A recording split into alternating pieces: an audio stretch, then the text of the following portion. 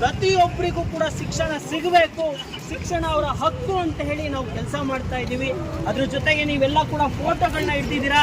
ನೇತಾಜಿ ಸುಭಾಷ್ ಚಂದ್ರ ಬೋಸ್ ಆಗಿರ್ಬೋದು, ಭಗತ್ ಸಿಂಗ್ ಆಗಿರ್ಬೋದು, ಖುದಿರಾಮ್ ಬೋಸ್ ಆಗಿರ್ಬೋದು, ಇಂಥವರ ಒಂದು ಶಿಕ್ಷಣ ಸಂಸ್ಕೃತಿ ಮಾನವತೆ ಉಳಿಸಿ ಎಂಬ ಘೋಷವಾಕ್ಯದೊಂದಿಗೆ ಎಐಡಿಎಸ್ಒ ವಿದ್ಯಾರ್ಥಿ ಸಂಘಟನೆಯ 70ನೇ ಸಂಸ್ಥಾಪನಾ ದಿನದ ಕಾರ್ಯಕ್ರಮ ಹಾಸನದ ಹೇಮಾವತಿ ಪ್ರತಿಮೆ ಮುಂಭಾಗ ನಡೆಯಿತು.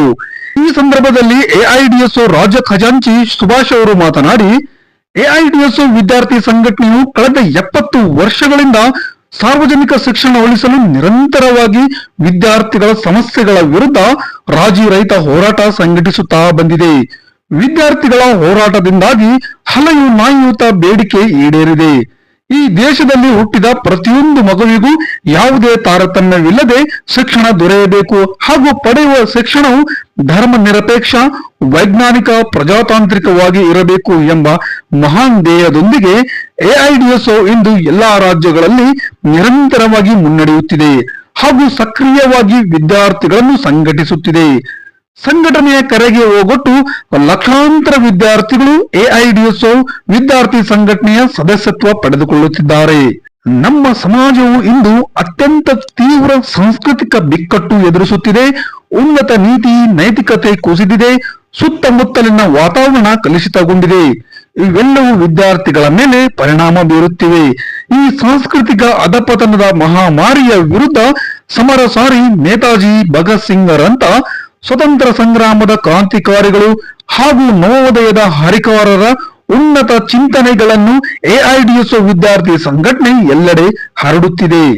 All India democratic student organisation ವತಿಯಿಂದ ಇದು ಹಾಸನದ ಹೇಮಾವತಿ ಸ್ಟ್ಯಾಚ್ಯೂ ಮುಂದೆ ಎಐಡಿಎಸ್ಒ ವಿದ್ಯಾರ್ಥಿ ಸಂಘಟನೆಯ 70ನೇ ಸಂಸ್ಥಾಪನಾ ದಿನದ ಕಾರ್ಯಕ್ರಮವನ್ನು ನಾವು ಸಂಘಟಿಸ್ತಾ ಇದ್ದೀವಿ.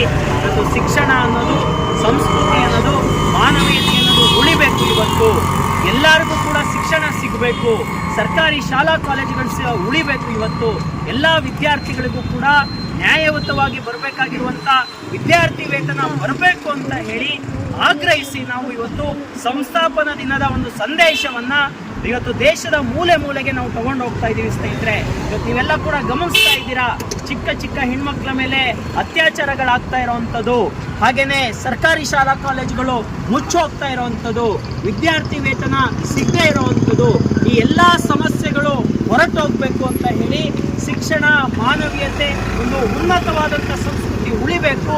ಅದರಲ್ಲೂ ಕೂಡ ಮಹಾನ್ ವ್ಯಕ್ತಿಗಳಾದಂಥ ಭಗತ್ ಸಿಂಗ್ ಆಗಿರ್ಬೋದು, ನೇತಾಜಿ ಸುಭಾಷ್ ಚಂದ್ರ ಬೋಸ್ ಆಗಿರ್ಬೋದು, ಸಾವಿತ್ರಿಬಾಯಿ ಫುಲೆ ಆಗಿರ್ಬೋದು, ಎಲ್ಲ ಮಹಾನ್ ವ್ಯಕ್ತಿಗಳ ಆದರ್ಶಗಳು ವಿದ್ಯಾರ್ಥಿಗಳ ಆದರ್ಶ ಆಗಬೇಕು ಅಂತ ಹೇಳಿ ಎಐಡಿಎಸ್ಒ ವಿದ್ಯಾರ್ಥಿ ಸಂಘಟನೆಯ ಸಂಸ್ಥಾಪನಾ ದಿನದಲ್ಲಿ ನಾವು ಕರೆ ಕೊಡ್ತಾ ಇದ್ದೀವಿ. ಸ್ನೇಹಿತರೆ, ಈ ಕಾರ್ಯಕ್ರಮದಲ್ಲಿ ಎಐಡಿಎಸ್ಒ ಜಿಲ್ಲಾ ಸಂಚಾಲಕಿ ಚೈತ್ರ, ಪದಾಧಿಕಾರಿಗಳಾದ ಸುಷ್ಮಾ, ಮಮತಾ, ಪುರುಷೋತ್ತಮ್, ಶ್ಯಾಮ್ಲಾ, ಧನುಶ್ರೀ, ಜಯಂತ್, ಮಹಾಂತೇಶ್ ಹಾಗೂ ವಿವಿಧ ಕಾಲೇಜಿನ ವಿದ್ಯಾರ್ಥಿಗಳು ಈ ಸಂದರ್ಭದಲ್ಲಿ ಉಪಸ್ಥಿತರಿದ್ದರು.